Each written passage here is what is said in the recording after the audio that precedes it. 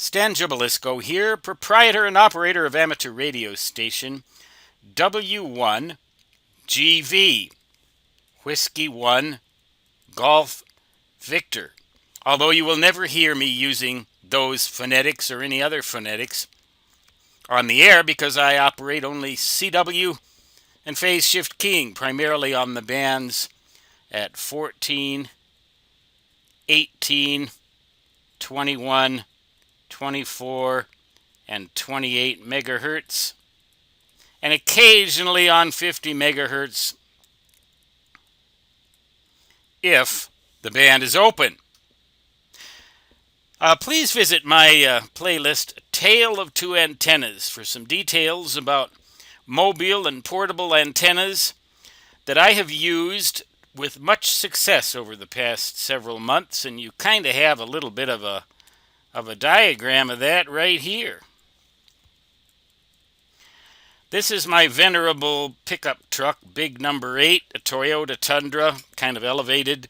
Fell in love with it on the parking lot. I'm not a very emotional guy, but I fell in love with this thing last November and bought it because I needed a new vehicle anyway. It wasn't new, but it's a big, robust vehicle, and the ignition system in it doesn't seem to bother the radio very much, which is nice. I have an FT 857D radio in there, along with a Palstar AT500 transmatch. I can use on the lip of this truck bed an MFJ whip antenna. Go to the MFJ Enterprises site. Look for their little collapsible whip antenna. It goes all the way down to 2 feet and all the way up to 17 feet. When I'm driving along the freeway, I never extend it more than 8 feet because it could strike overhead objects, blow down from the hurricane force winds on the freeway, and otherwise create a nuisance, if not a hazard, for other drivers.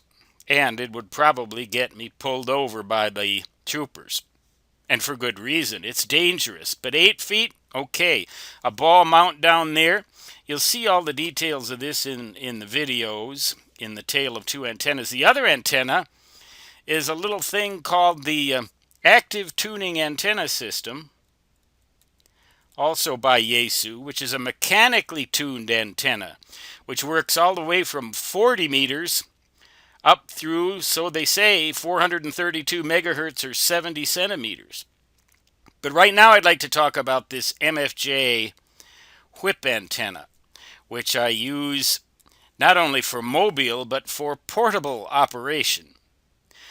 When I was out at the Stargazer Ranch in Meeteetse, Wyoming, last February and March, and watched the playlist called Stargazer Ranch Memoirs.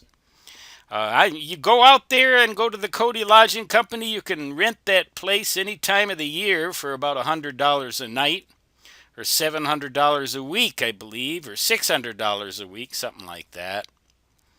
I forget, but it's about that. It's a pretty good deal.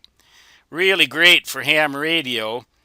If you can find, the way to get your antenna up there, kite supported, balloon supported, or this. And this is what I did. I got this MFJ whip antenna, put it on the lip of the truck bed, big number 8, and then I bought 100 feet of really good quality RG8U coax. Remember that old stuff? That's what it used to be called. Now they got a whole bunch of other numbers for it. But it was really basically the equivalent of something like the equivalent of the old Belden 8214 foam dielectric RG8U.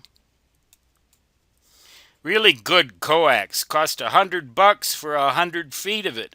Connectors molded on each end. And I just left that thing at 100 feet so that I could park this vehicle up to 100 feet away from the Stargazer bunkhouse where I happened to be staying out in the wide open spaces of Meeteetse, Wyoming. And then I operated on all bands, 14, 21, 24, and 28 megahertz by extending this whip antenna until I got resonance with the radio, the FT857D, located inside of the bunkhouse. So this coaxial cable, I just sort of laid it all over the yard and inside the bunkhouse, powered by a marine battery, was the radio, the FT857D. And you'll see that in videos of the Stargazer Ranch Memoirs, and also another playlist called Winter Wanderings. I'm really a video creator here, ain't I? Prolific. As for how good they are, don't tell me, I don't want to know. I just do them because they're fun. I had a great time, though, with this. And I just adjusted this whip until I got resonance, an SWR, and I did it by trial and error. No dip meters, no instrumentation. I just got up there on the truck bed of big number 8 and pulled that whip antenna up and down until the SWR in here was as low as it could be, and it was rarely more than 1.5 to 1 at resonance. In fact, I think it was always that or better. Now, as for how efficient this antenna is without any radial system laid down is another story. But I did make sure that this ground of the coax here does go to the truck bed and also conducts throughout the entire frame of big number 8. So I've at least got this much of a counterpoise. I can also attach, if I were so predisposed, particularly for 20 and 17 meters, radial wires and just lay them out along the ground. And then this 100 feet of coax here is long enough so that I can get this truck a good distance away from the bunkhouse, although I never really did. I should have, I guess. I just never really bothered much, but I worked a whole lot of DX that way with 30 to 50 watts output from W1GV Portable 7. I never identify myself as such. I just send da-da-da, da-da-da-da-da, da-da, da-da-da-da. With the keyer in this FT857D preset for 18 words a minute. 18 WMP, what's that? WIMP, 18 words per minute. Drop that in there in the right, just at the right time on the right frequency.